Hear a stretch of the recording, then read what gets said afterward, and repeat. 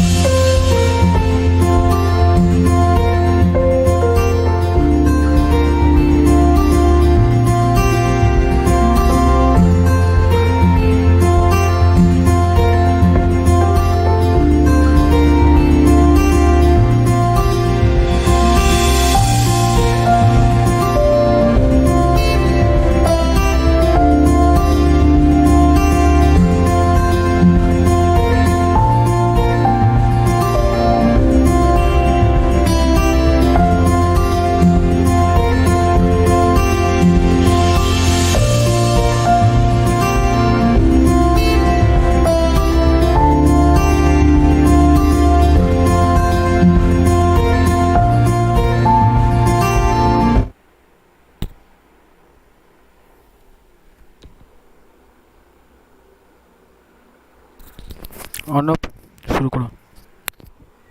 Sir তো আসেনি এখনো। স্যার এসছে? Hello.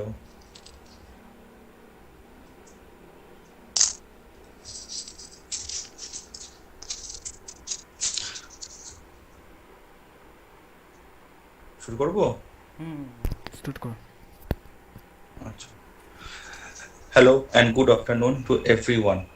Welcome to the webinar on Big Data Analytics on Streaming Environment organized by Department of CSE under Regent Education and Research Foundation. I am Arnav Paul. I would like to give my heartiest welcome to our chief guest, Mr. Supratim Bhattacharya, our respected Dean Sir, our respected HOD Sir, and all our respected faculty members and students. We need your valuable support to make this event memorable and fantastic one.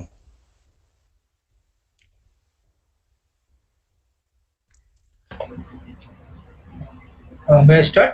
Hello, I am audible. Yes, sir, you are audible, sir. Just a minute, sir. Let me, sir, introduce yourself to all of you. Okay, thanks.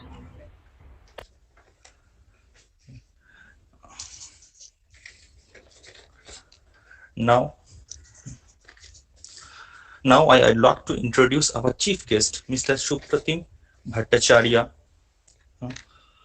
who would be presenting this webinar on big data analytics on streaming environment. Let me give a brief introduction about our speaker. He is currently working as a manager, MIS and ME under Kolkata Municipal Corporation.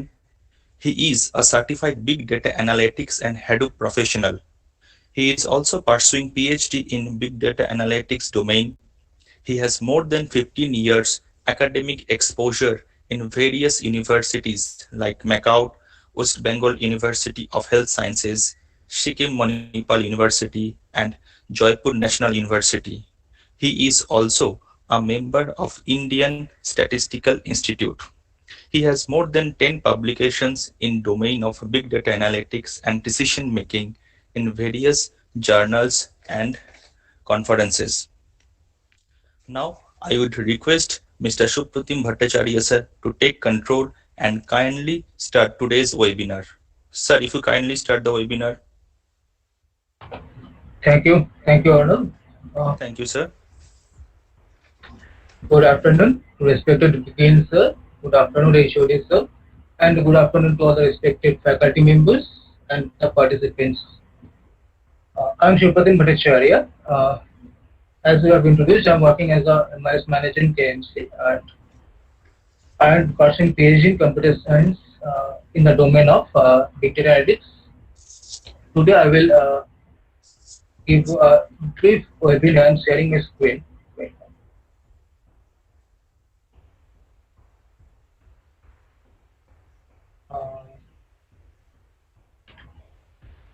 The screen has been shared. The screen is shared. Hello. I'm audible. Hello. No, sir. Yes, sir, you are audible, but your screen is not shared. Right.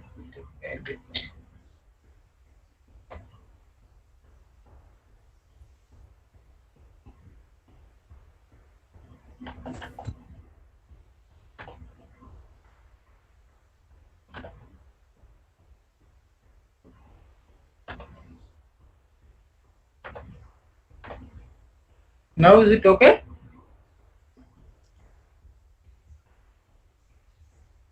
Yes, sir. Yes, sir. Yes, Yes, sir. sir. Yes, sir. Is true. Yes.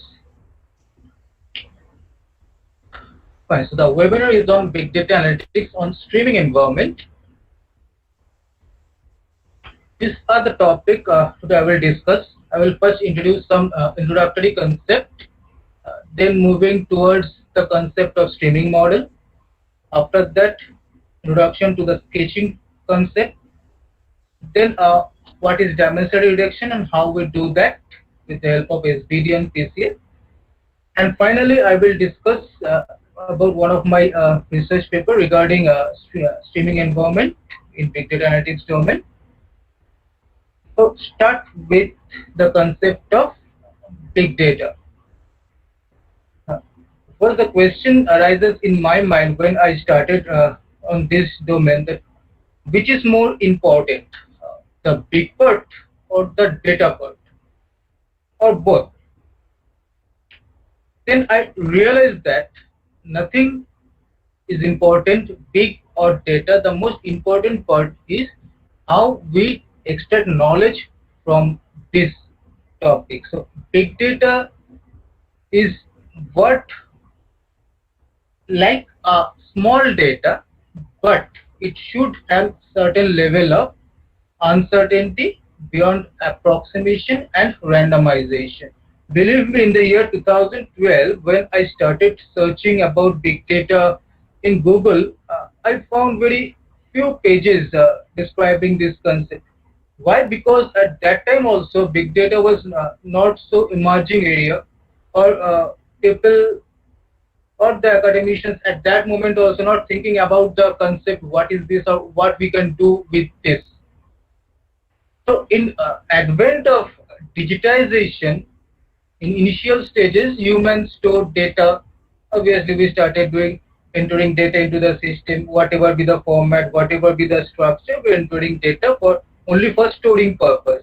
Now, as the size of the data increases, as the volume increases, we thought no, we should make it a structure format. So the introduction of database management system, or along with the relational database management system, was there. But when internet arrives into the scenario, what happened? The volume of the data get increased, not the volume. The varieties of data which we are incurring is very much different. Now, as this got increased, what we do, we tend to make it in a structured format, but it's not there to make it so structured at that point of time. The use of various multimedia devices, we now have smartphones, and we have accessibility of internet also is very easy. So that makes the complexity of data very much high. Now, if we want to make the data in a conceptual format, or if you want to represent or present data to conceptual format, the problem arises on that moment. So what happens, say, in our system, what we have this small box. That means this we can at least process that amount of data, but at that moment we have the big box. There is a big size of amount of data with various complexity. That is why our activity gets reduced, or we have to do our activity in a smaller manner, so that we can at least process not the entire data, a small fraction of the data, so that we can extract some knowledge about that. That is where the term comes into the picture, uncertainty beyond approximation and randomization. If we define big data in a very scientific way, we can tell that big data is accommodated with 4 ways. Obviously, the thing which we are discussing right now, the volume part, the size of the data is very huge. That's why. So what happened right now is in every 2 years, the entire digital data gets duplicated. Or that means if we have 100 megabytes of data in this year, within 1 year, 1.5 year to 2 years, it will 200 megabytes of data. That is what happening as the size of data is increasing day by day in a very exponential manner. Not only the size, maybe we can achieve the size because the storage device or the price of the storage device of the is very right now not so price, or the size also decreases. But the problem arises with the variation of the data, very much varieties of data. We are storing pictorial data, we are storing some videos, we are storing some textual data, movies, everything, different types of data we are storing. So that makes us very complicated. Next question comes in our mind that if all the data we need to process, is it possible? That means which data is important, which data we should take, or which data maybe take afterwards. That comes the concept of veracity, to pick out the important part or to concentrate on the important part of those data. And obviously the most important issue is the velocity, the speed that are coming. As an example, we are sitting in a room, there are 4, 5, 10 holes and water coming from different wells. Then which water should we take, or which to stop, which not to stop, from which water we should take first for calculation, all those things. So this is what big data environment is about. Very much high size of the data, huge variation with how to pick the important part, and the velocity of the data it is coming. Nowadays, with these 4 ways, they're attached with 2 more ways, that is the validity of the data and the volatility of the data. That means the valid, which type of data we are asking for, that data is coming or not, or which data to keep in how much time, or we said discard it, or we said archive it for later use. So we can now tell that big data can be comprised of this 4 bits plus 2 bits. Now the risk associated with big data comes here. In previous days, we should have 70 to 80% of time in gathering, and after that 20 to 30% of time for analyzing part. But nowadays the data size is so, that means for gathering and preparing data is so huge that we get very less amount of time to analyze, 4 to 5% time for analyzing. This is a big risk factor as well as big challenging factor for us. Now, as the webinar is big data analytics, we can define, just use this definition. For big data analytics, it is a process. We understand what is big data in a simpler manner. Now, to analyze those big data, obviously it's a complex, but we understand that the complexity of big data is so high that to analyze those data is very complex. And to uncover the information, we should apply some complex processing. That is what we call big data analytics.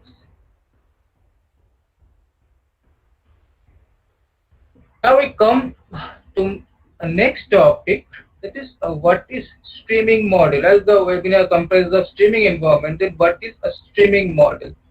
The term defines itself. A streaming model is nothing, a stream of data coming from various sources. Fine, but the thing what arises is that the input, obviously the sequence of item we know. The main area is how we examine it in a few passes. It's not few. believe me, it's only a one process we need to examine. We don't have enough time to give it a few processes. And obviously we have limited memory and processing time. Now, to study this type of data, we all understand that the benchmark of database transaction is not possible. It's very inadequate for that. We store data, we then query those data and coming. This is not possible. So we need to make it parallel. But how? See, this is what we need to do. As the amount of data is very high, we may be forced to drop a large portion of it, obviously. Or even if we could store it all, we may not have the time to evaluate before making judgment. That is what I am telling about. This is what the uncertainty in computation on the randomization and approximation. So we have to keep in our mind what type of decision we have to take, what type of judgment we have to take, and another way we have to keep in our mind the uncertainty part with this randomization and approximation issues. If all these things combine together, then we can study this type of streaming data. If you come to the definition part, it's a input stream. The elements are A1, A2 coming sequentially because it's an array of elements, but the size is not limited. What we need to do at any point of time t, we have to process those data. Obviously, the time should be a part-time processing time, and the storage as well as the computing time to be simultaneously big of nt, and preferably it's, if we big of nt is good enough, but we need to make it a polynomial logarithm equation. Then only our aim should be done in this type of streaming model. Okay. Now we quickly view our data stream management system, how exactly it goes on.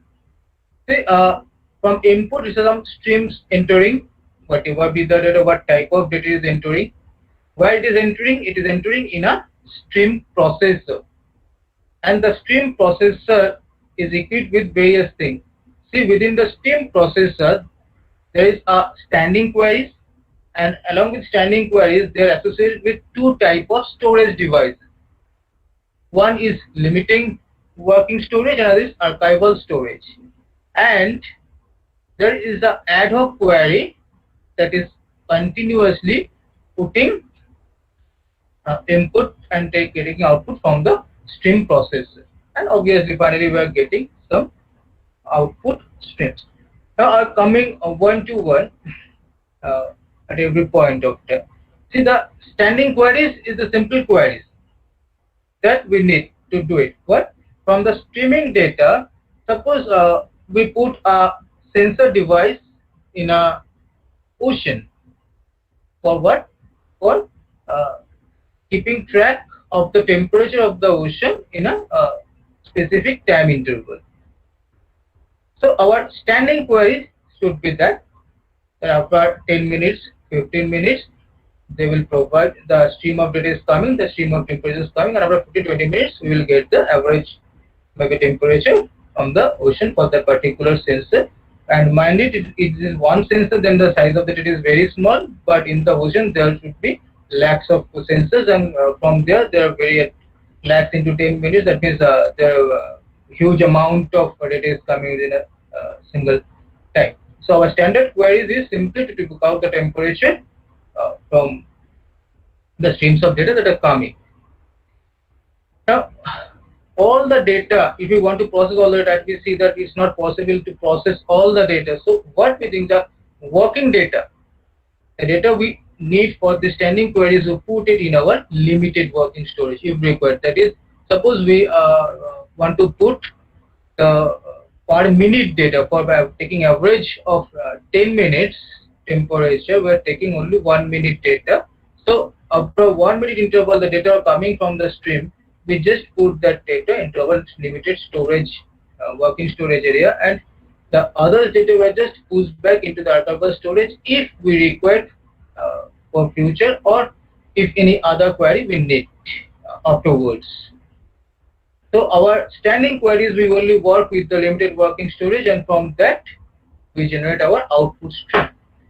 But at any point of time, suppose we need some other queries, like we are taking data as we are taking the average temperature of last 10 minutes. No, if I want to take the average temperature of last 5 hours, that data will not get from our limited working storage. So for that purpose, we'll refer to our archival storage, what data or what the remaining data we store in our archival storage area.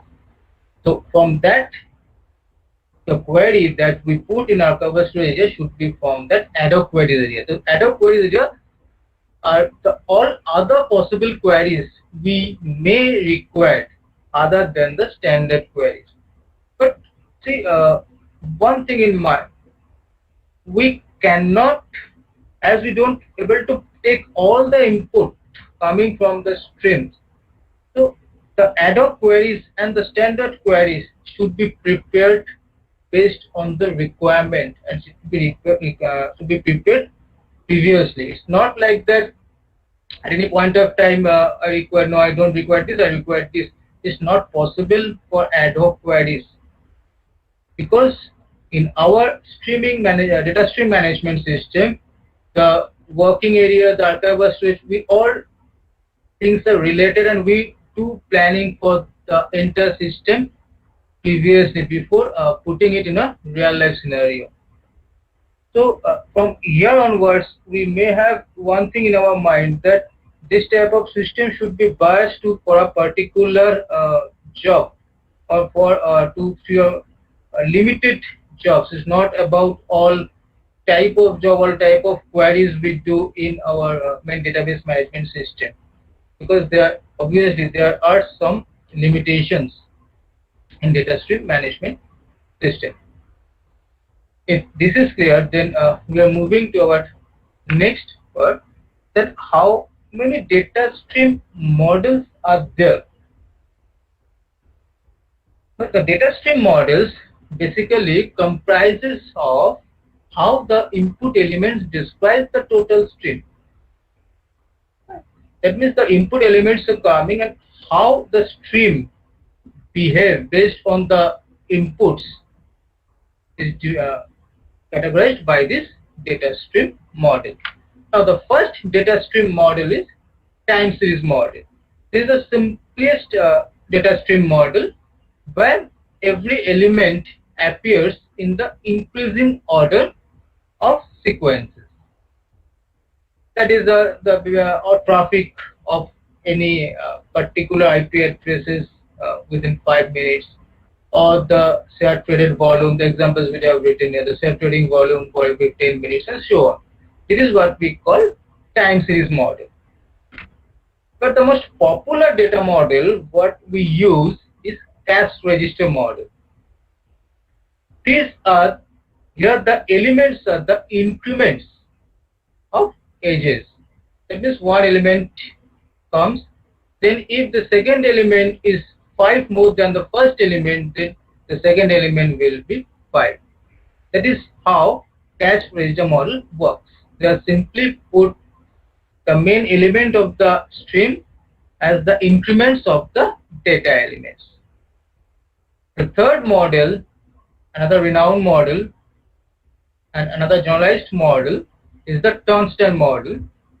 Here AIs are the updates. Then 5, then 10, then 15 is the updates of the edges. If there is no update, no element will come. So these are the 3 data stream models. Apart from these 3 data stream models, there are other various streams models, but in general or in real life, we use mainly the turnstile model or the cache register model based on our requirements. So till now, what we have discussed is what is big data, then big data analytics, and the concept about the streaming model. Then the most important part of this analytics is the sketching part. Now, what is sketching? A sketch, we name the sketch as a data set X with respect to some function. Let me first read out the definition, then I will define to you. Is a projection from X to Z from which one can compute fx, and that is the trick.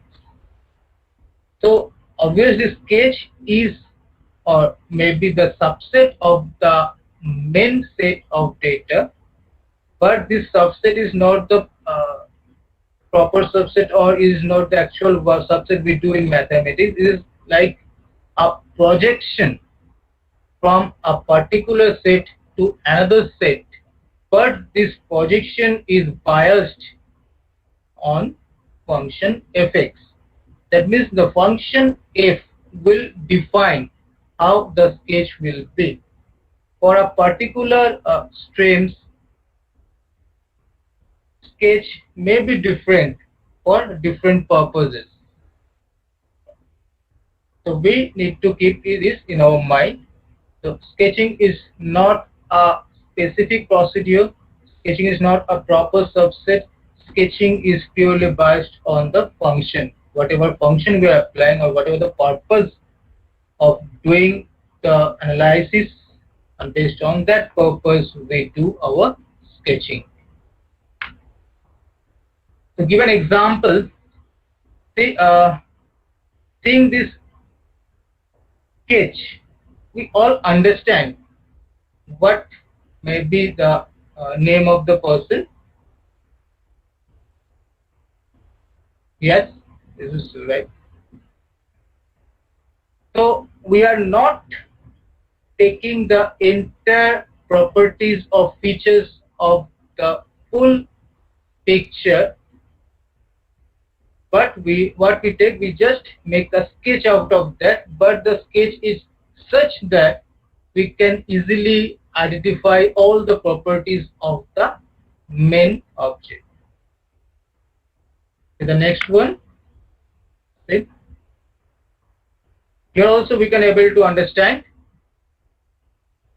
the name of the person. Yes.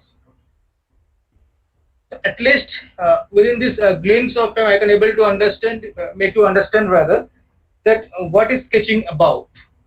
So sketching is not taking all the features, but taking those features which we can able to understand, or from that particular properties we can able to just verify the main object. The aim of sketch is this. Maybe I am speaking it a very simpler manner, but believe me, sketching is not so simple. Finding those features is not at all simple.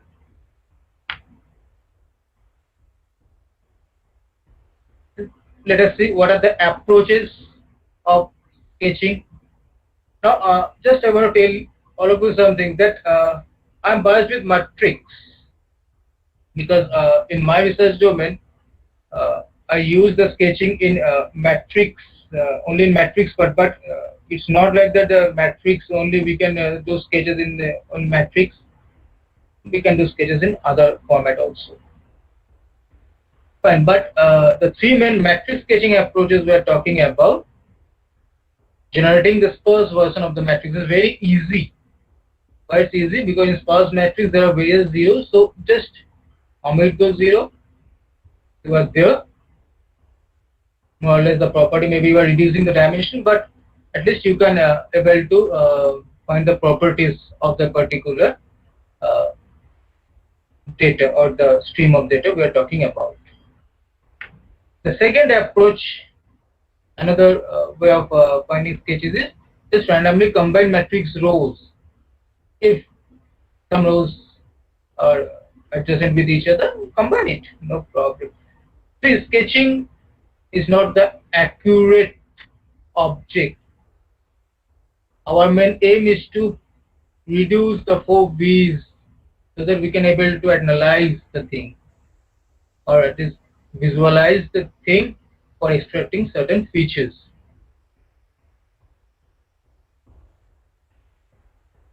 Finally, the easiest way that we were discussing about the smallest subset of a matrix. So these are the three matrix sketching approach. But believe me, we can do our own sketching measures if we require. Fine. When I preparing this slide, so I thought that maybe somebody can understand that okay, we are talking about a single data stream. Can we do sketches on multiple data stream or the things? Yes, we can do that. No issues. We can do that. So we can do sketching from multiple data stream. We're giving some example to compare traffic patterns across two different time periods, splitting different data streams in several frames. So one stream is coming, we are splitting those data for doing some parallelization concepts. We can apply those things in sketching also, so that we perform our own job. Now, before moving to the next topic, just a glimpse of recent concept towards sketching is heavy hitters. Starting with, before going to the 5 heavy hitters, obviously the main concept is heavy hitters. That means in a particular point of time or time interval rather, which value or which type of data density is high. So if we talk about heavy hitters in a simple pattern, heavy hitters are those data elements which elements are appearing within a particular data stream in a high density manner. And if that density value is fixed as phi fraction, then we termed it as phi heavy hitters. See the definition. The phi heavy hitters is a multiset of values consisting of those items whose multiplicity exceeds the fraction phi of the total cardinality. Suppose we are taking at a constant amount of 10, that is 10 elements. So element or the data element which is appearing 1/10 or more time, that should be our heavy hitters. We're not going to a typical mathematical scenario, but within this time span, what I am talking about the basic concept. So this is what will take obviously big O of n space, and to insert update it will take big O of log n time, and for finding it will take big O of log n by 5 time.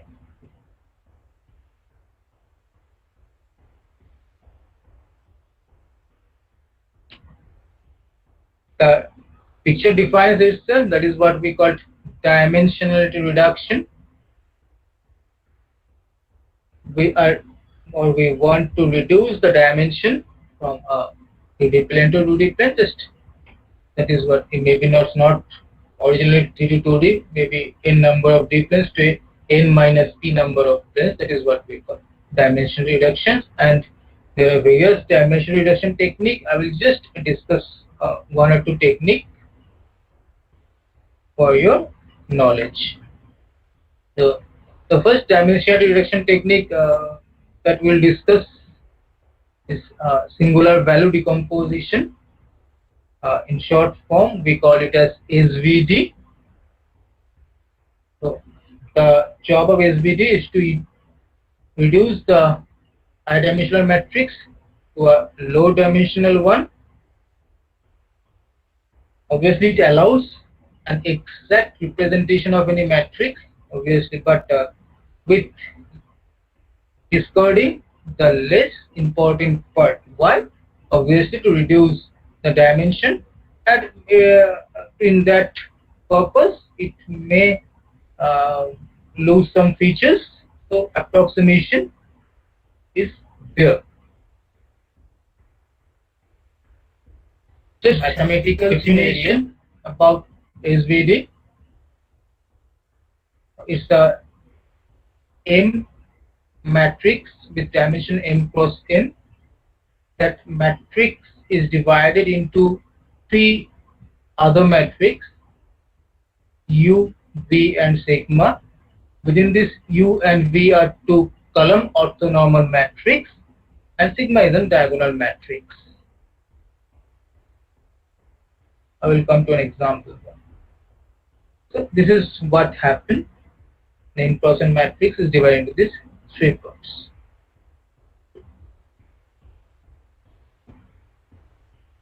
How we compute SVD? I try to make it simple manner. Let's see if we can understand. SVD obviously is connected with eigenvalues. I think we all know about eigenvalues and eigenvector. And believe me, in our research area, this eigenvector is most important in big data analytics. If we use this graph or matrix in our area research point. So SVD of a matrix M is strongly connected to the eigenvalues of the symmetric matrix M transpose M and MM transpose. The expression we have already discussed is U sigma and V transpose. Then if we make the transpose of M, everything gets transposed. See, the final answer is V sigma transpose, and transpose of transpose, obviously that is why it's written as V, and we just swap the first and last time as a V sigma transpose and U transpose. Now as sigma is a diagonal matrix, the transpose of a diagonal matrix has no effect. That's why it remains as V sigma and U transpose.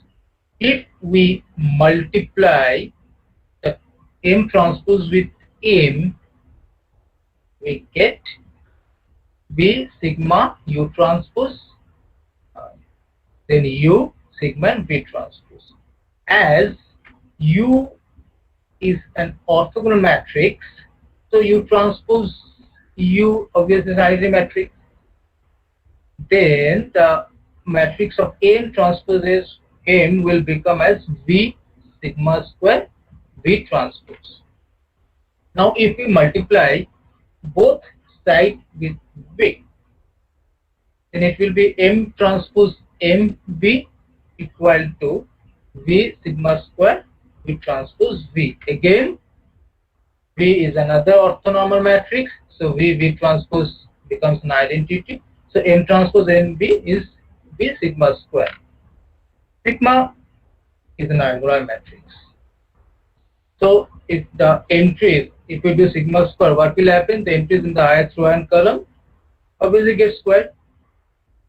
So this will not make any effect right now in the situation. So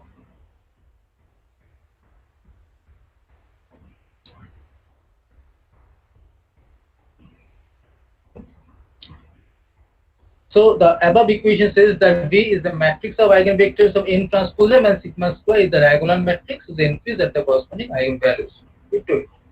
Now if the same thing we apply with T into M, then if you multiply MT and M, give us the matrix V of the SVD by M itself. It also gives us singular values for this SVD. Fine. Same way you can compute U. So M transpose U is U sigma square. That is, U is the matrix of eigenvector M transpose. But what is the purpose of doing this? I go through 2-3 slides about singular value decomposition. I am telling that some decomposition is done so that we can reduce some complexities over here. Now see that each matrix has R columns, while M transpose M is an N cross N matrix and M transpose T is an M cross N matrix. So one is N and is M. Both N and M are at least as large as R, obviously. M transpose M and MT transpose to have an additional n minus r and m minus r eigenpairs respectively, and these pairs do not show in U, V and sigma. Since the rank is here, other eigenvalues becomes 0. This is useful. We can able to reduce some amount of rows from this decomposition part. It is the purpose of using SVD. So we can able to decompose, not only decompose, to define different properties. We'll come to an example. In this, can see we can able to reduce some values. See, come to an example. What I have done is the row defines the people. So it's a matrix where there are some people, and in the column part there are some movies. If you can analyze those movies, maybe the first 3 columns are about the first 3 movies, define some science fiction movies, and the last 2 one is a romantic movies. So the first 3% are very much interested with science fiction, and they have graded based on their recommendation what they want to. The last 3% may be a bit biased towards romantic movies, so they have graded these values, and for our simplicity all the values are 0, other values are 0. Now if you want to decompose it, or if you decompose it, it will come as this U. So the M matrix is decomposes into U, sigma and V transpose. From the above decomposition, what we have understand there, the matrix U connects people to concept. The matrix V relates movies to concept, and finally matrix sigma gives the strength of each of the concept. Now if I just go backward, the matrix U connects people to concept. So this, the first concept what we have trained is that the first concept should be science fiction. So these people are very much biased with science fiction, and the last 3 peoples are very much biased with the romantic world. The matrix V relates movies to concept. Let's see. First 3 movies, obviously they are related to the concept science fiction, and second 2 movies will obviously related to the romance part.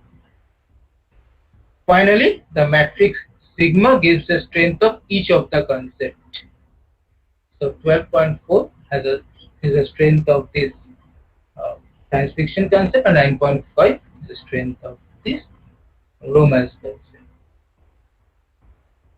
This is what SVD does, or this is what from SVD we can able to understand.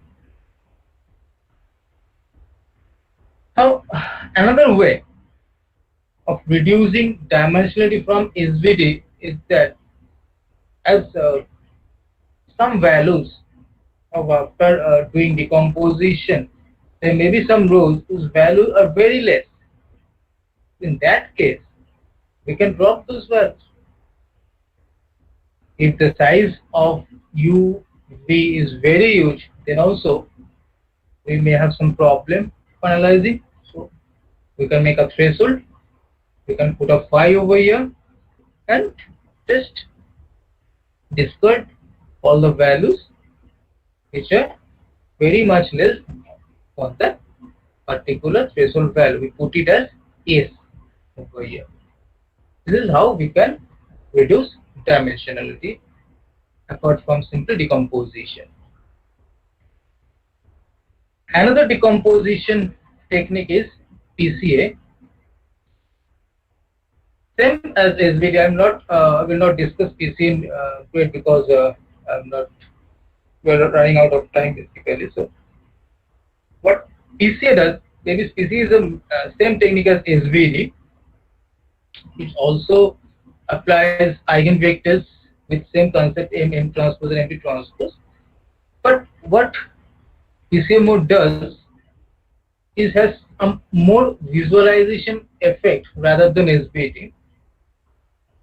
By what? By the concept spread out concept. Like if we have a data set that is mapped in a 3D domain, if you want to reduce in a 2-dimensional domain, we can trace those things or rotate the data axis so that the properties remain intact but the dimension get reduced. So this rigid rotation and speed out is a major concept of PCA that is applied along with SVG. PCA mainly applied in image recognition system.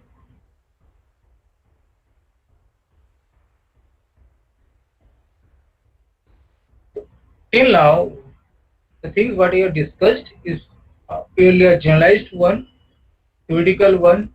I just frame it so that I can able to touch all the concept related to big data analytics.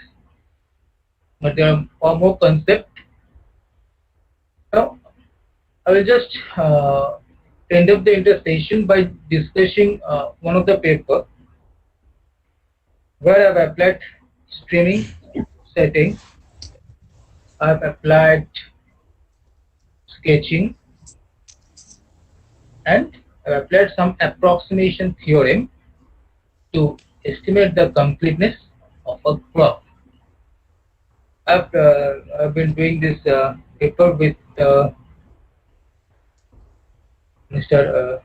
Maloy Bhattacharya, who is an assistant professor in ISI right now, and with Sanghamitra Madam, who is president director of ISI right now.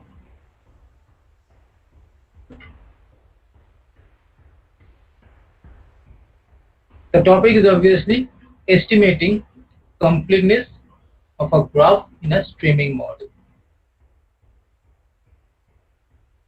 The completeness of a graph, obviously, it consumes a huge amount of space. You want to verify the completeness, it takes a quadratic amount of space-time. Obviously, if the order is very high, the time consumption is also high.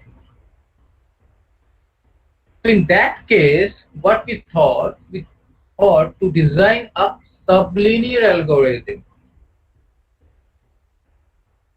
It's not possible to judge from all the data that we have already discussed in the streaming model. So the algorithm should be such that it only analyzes some sublinear data, not entire data. We have readdresses because as the normal process is not being applied, we have already understood that in data analysis we can't apply our normal process. So we readdress the problem of verifying the completeness of a graph in a streaming model. For that purpose, we consider the adjacency matrix of a graph that is being available in a stream. That means we have assumed that the edges of adjacency, edges of a particular graph are coming in as a stream, and we consider that as an adjacency matrix for our analysis. I am going to the detail. We have discussed different streaming model. The model I have applied is Bernstein model. That is, we are getting the updates only.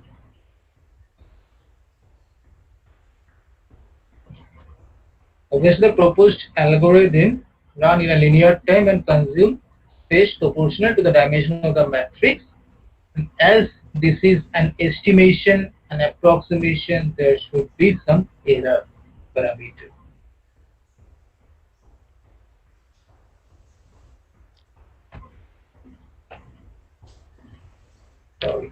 Initially, we study the problem of a bipartite graph and generalize it for the following arbitrary graph. So we have found completeness of a bipartite graph, then we make it more generalized with the basic arbitrary simple graph. For this approximation, we have referred to one of the renowned paper of Professor Anthony and Wei for estimating eigenvalues of a graph. What they have estimated, they just have written down the theorem that AG be a real symmetric matrix of n cross n denoting the adjacency relation of a graph. Further, assume this lambda I AG be the ith largest eigenvalue of an AG in absolute value. That means the theorem what we picked up is the ith largest eigenvalue. For approximation, xi sketch of that particular matrix, and how we have sketched xi represents P, AG and PT. This P, AG, PT, that means we are multiplying or we are sandwiching the particular adjacency matrix with another matrix P and its transpose. But in this presentation, I am reducing the complexity how this will come. So maybe it's your further study, or in further course we can discuss what xi or how we make this sketch. But this has a success rate of more than 50%, 5.9 success probability. So we got a success rate of the whether in that terms this approximation of finding the ith largest eigenvalue has got an approximation of 5/9. What we take the mod value of the eigenvalue of AG minus the eigenvalue of the sketched matrix. It should be less than equal to the mod of the original eigenvalue plus the error term. Taking in or keeping in mind this theorem, what we have done is we have present a streaming graph. What is this? A streaming graph maintaining a strict Tonstan model, 10 vertices,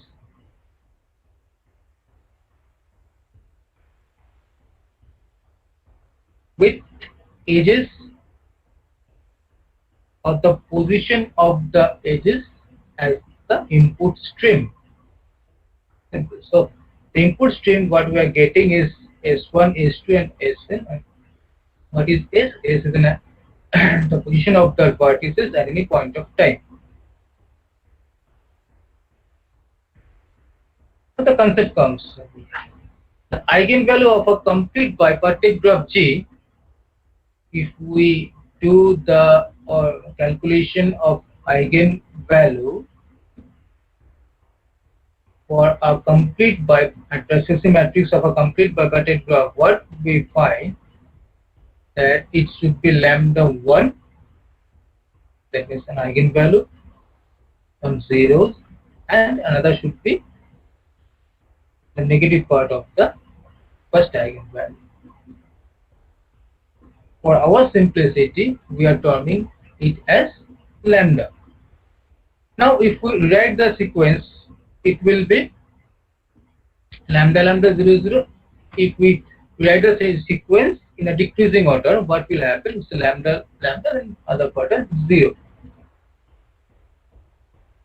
As G is not contain any self loop, the trace of this is 0. So it is understandable that if eigenvalue are ordered in absolute value and if lambda 1 equal to lambda 2 and the third eigenvalue is 0, then the rest eigenvalue should be 0. It is rest ratio. That means if we can pick up the first two largest eigenvalue and if we can prove that the third eigenvalue is 0, we can claim that particular graph is a complete bipartite graph. That is what we have done.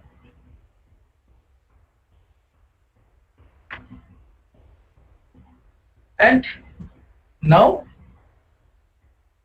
we just find out the first two largest eigenvalue or the first two heavy hitters. That is, one is lambda 1, this is lambda 2. How we get that? By putting the values 1 and 2 to the previous equation proposed by Andani and Cui. So we find out lambda 1, lambda 2, and we just put 0 over here. So here we can able to, the next part here we can able to conclude that if the value of lambda 1 is this, if the value of lambda 2 is this, and if the value of lambda 3 is this, then the entire data stream which we are coming in every sequences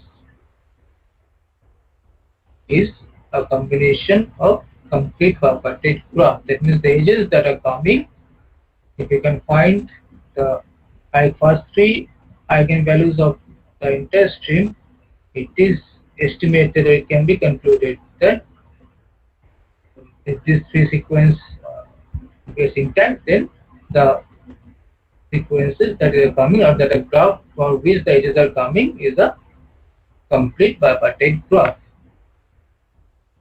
I just put down the algorithm, and what you have taken this is a sketch part,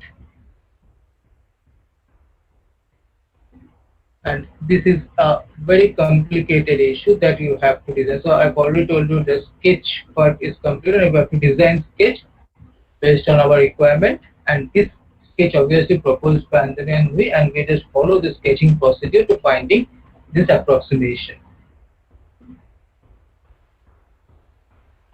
Now, after completing the approximation of the bipartite graph, if we extend it to the arbitrary graph, again we can find that the eigenvalue of a complete graph G can be of the order n minus 1, then all are minus 1.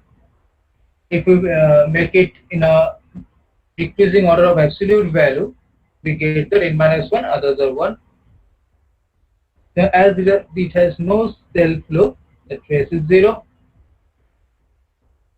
Then if we find the first two eigenvalue, if we find the approximation of the first two eigenvalue as lambda 1 n minus 1 and lambda 2 is 1, then the rest of the eigenvalues should also be 1. And if this happens, then we can estimate or we can conclude that the graph is an arbitrary graph. And the proposed theorem, again based on that equation, we are just approximating the first two eigenvalues, lambda 1 and lambda 2, and based on that we do our conclusion. Again, this is the algorithm, same sketching procedure.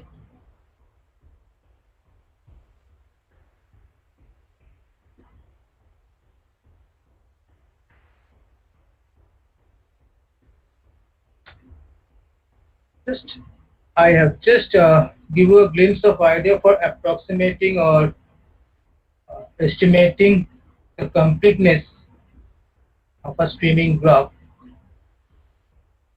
Graph maybe is a visualization part of a network model. So if we can give more and more emphasis on this streaming graph, we can solve certain amount of problem regarding this network level, because as complexity of data rises in a similar pattern, the complexity of different network level, like from where it is coming, the intactness of the relationship between different nodes, edges, these things are coming in our concern.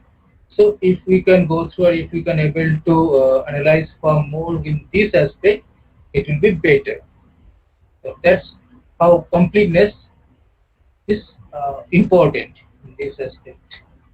This obviously data source massive. Massive means massive when it should be automated Okay? That means how bad is coming, we don't know. And main thing is it is unpredictable and updating very rapidly.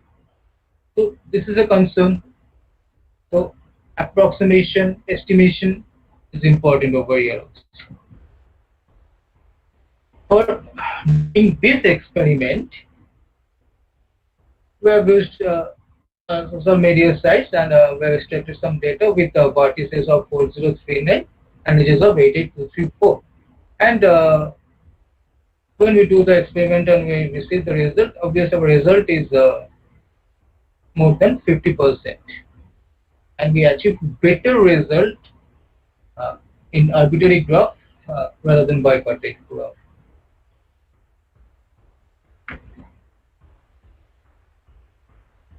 Apart from that, if we that we have discussed already, if we able to go into further, we can also derive more result with the help of this eigenvalue and other approximation technique, so that we can tighten the graphical part of the streaming settings.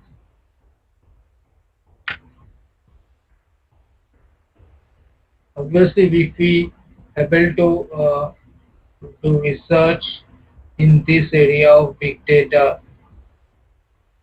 maybe there are various areas of big data, but if we can do research in this area of big data, we can open various doors in decision making, prediction, conclusion that will help in our near future.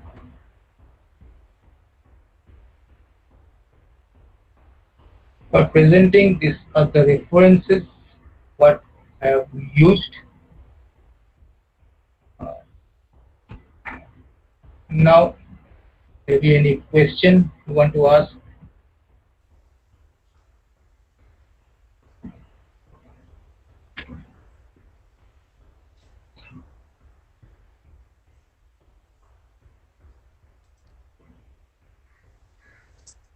Any question regarding this?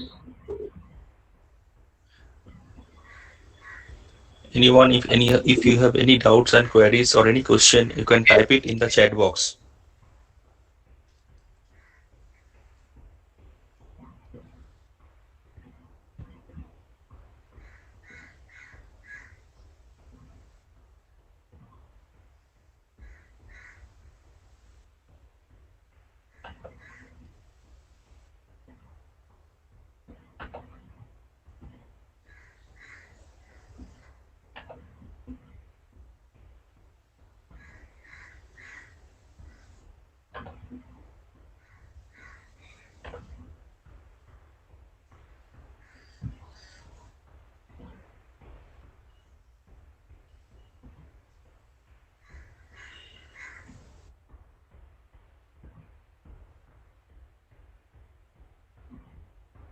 Any question, any query from anybody?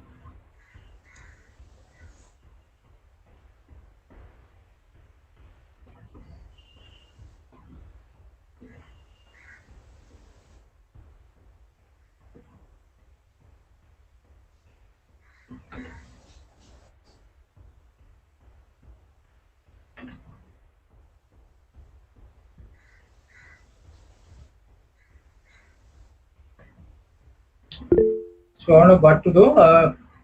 There's no query right now. So thank you, sir, for such an informative session. And very much thank you for demonstrating such a wonderful topic. Thank you.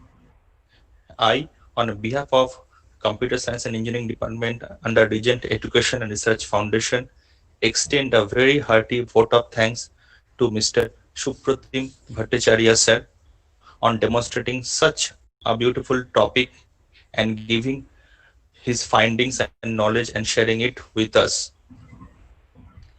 Thank you. Thank you, Arnav. Thank you, everybody. Thank you, sir.